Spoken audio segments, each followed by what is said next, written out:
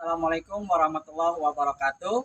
Saya Agus Waluyo, guru agama SMA Negeri 5 Depok akan menyampaikan media pembelajaran yang pertama. Saksikan.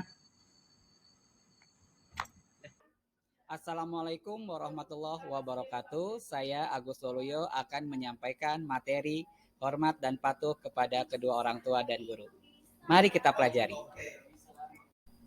Oke, alhamdulillah hari ini kita belajar mengenai KD-nya menganalisis perilaku hormat dan patuh kepada orang tua dan guru. Saksikan. Materi kali ini adalah hormat dan patuh kepada orang tua dan guru. KD-nya sudah saya jelaskan di slide sebelumnya. Kali ini ada tujuan pembelajaran hormat dan patuh kepada orang tua dan guru, yaitu peserta didik dapat memahami bahwa hormat dan patuh kepada kedua orang tua sebagai kewajiban agama dengan benar. Dalam pembelajaran kali ini, kita mempelajari tentang hormat dan patuh kepada kedua orang tua. Kedua orang tua kita yang telah melahirkan kita, menyayangi kita dengan sepenuh hati. Birrul walidain. Apa itu birrul walidain? Birrul walidain adalah berbakti kepada kedua orang tua tidak hanya sekedar berbuat baik atau ihsan saja. Akan tetapi birrul walidain memiliki bukti pun bukanlah balasan yang setara. Jadi untuk berbakti kepada orang tua, kita berbakti pun bukan balasan yang setara untuk mereka. Karena kasih sayang mereka, perjuangan mereka kepada kita. Dibandingkan dengan kebaikan yang telah diberikan kedua orang tua kita kepada kita. Sudah dapat menggolongkan pelakunya sebagai orang yang bersyukur kalau kita berbakti kepada orang tua. Nah, kalau kamu tergolong orang yang pandai bersyukur atas nikmat Allah yang amat sangat banyak, berbaktilah kepada kedua orang tuamu. Birrul walidain, saya ulangi lagi, adalah berbakti kepada kedua orang tua. Berbuat baik, menyayangi, menghormati kedua orang tua kita. Sebagaimana orang tua kita menyayangi kita dengan sepenuh hati. Orang tua kita berjuang dengan sekuat tenaga membesarkan kita. Balaslah dengan budi yang baik pula. Agar kita bahagia dunia akhirat, nak. Agar kita selamat dunia akhirat, nak.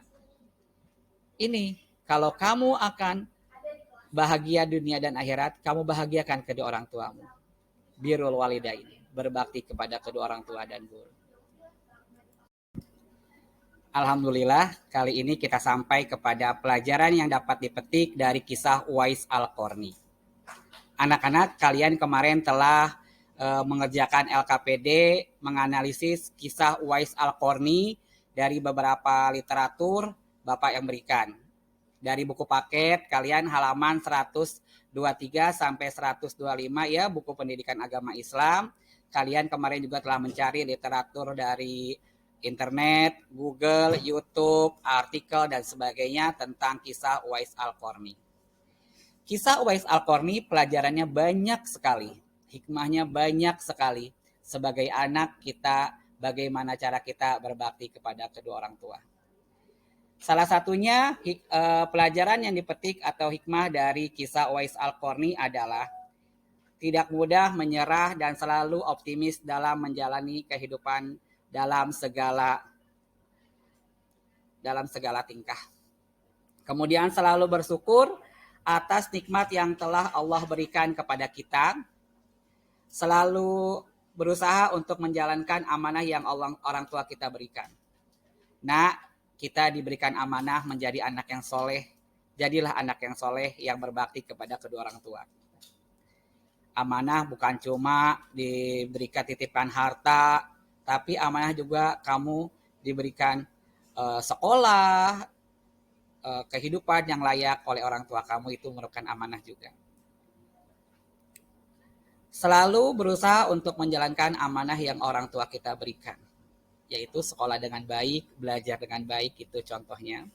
Kemudian menjadi pribadi yang memahami bahwa pentingnya akhlak terhadap orang tua. Sebagai pribadi, kita harus memahami bagaimana cara kita menghormati kedua orang tua kita. Menyayanginya sepenuh hati, seperti orang tua kita menyayangi kita. Apapun keadaannya, nak. Jangan terlalu banyak menuntut, tapi banyak bersyukur. Jangan melihat ke atas, dalam arti jangan melihat orang yang lebih daripada kita. Hartanya, kehormatannya, dan sebagainya. Tapi melihat di bawah. Orang yang penuh dengan kemiskinan, penuh dengan keterbatasan, tapi mereka bahagia dengan kedua orang tua mereka. Harta bukan jaminan kebahagiaan, nak. Kisah Uwais Al-Qarni ini ya menjadikan contoh kepada kita keterbatasan ekonomi, keterbatasan banyak ya. Dari Yaman begitu jauhnya, ia bercita-cita ingin menjalankan ibadah haji ibunya bersamanya. Dengan keterbatasan keadaan ibunya yang sakit. Masya Allah, nak. Semoga kita menjadi Uwais Al-Qarni berikutnya. Namun, ada pelajaran yang lainnya yang akan saya sampaikan di slide berikutnya. Alhamdulillah, kita beranjak ke slide berikutnya tentang masih pelajaran yang kita petik dari kisah Uwais Al-Qarni. Dari kisah tersebut, kita dapat meningkatkan perilaku berbakti kepada kedua orang tua dalam kehidupan sehari-hari. Mungkin cara berbakti kepada kita itu banyak hal yang mudah. Kalian dengan belajar dengan baik, belajar dengan tekun. Contoh lainnya adalah di rumah kalian bisa mengerjakan pekerjaan yang pribadi dengan mudah sendiri, merapikan tempat tidur. Kalau seperti halnya sepele ya, seperti anak kecil, tapi itu penting meringankan pekerjaan orang tua.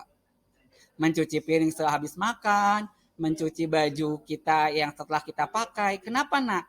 Karena kita mulai besar, kita dewasa. Kalian itu udah anak-anak SMA, harus semakin maju, mandiri. Karena kita tidak tahu, nak, nanti kita kelak ada di mana, menjadi siapa. Kalau kamu mandiri, kamu bisa hidup dengan penuh keterbatasan, kamu mandiri, nanti kamu kos, kuliah, kita nggak tahu nanti nasib kamu ada di UI, UGM, IPB, ITB, Unbrau, atau UIN Malang.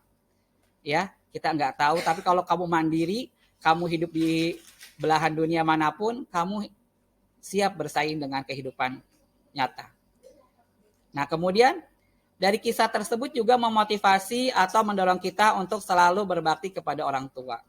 Jadi bagaimana caranya setiap hari kita berbuat baik kepada orang tua, setiap hari kita menyayanginya.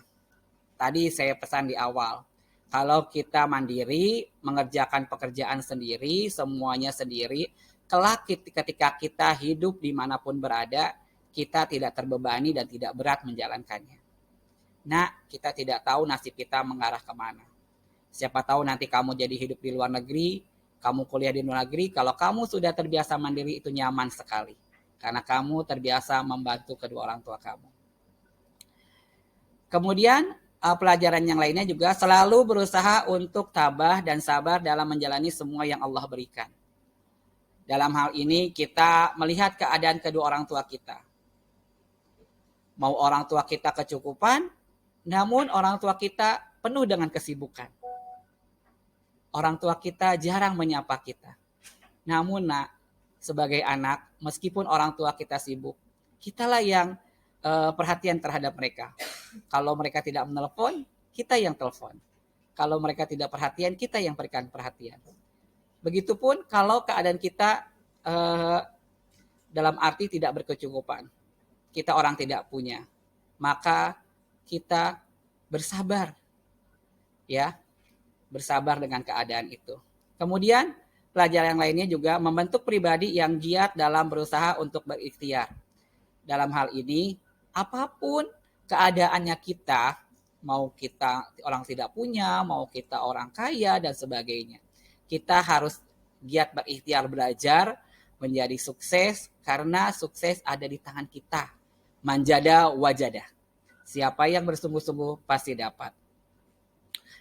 Yang terakhir sesungguhnya ini yang utama pelajarannya dari kisah Uwais Al-Qarni, meningkatkan kecintaan kepada Nabi Muhammad. Uwais Al-Qarni salah satu wali Allah, orang yang dicintai oleh Allah di kalangan sahabat.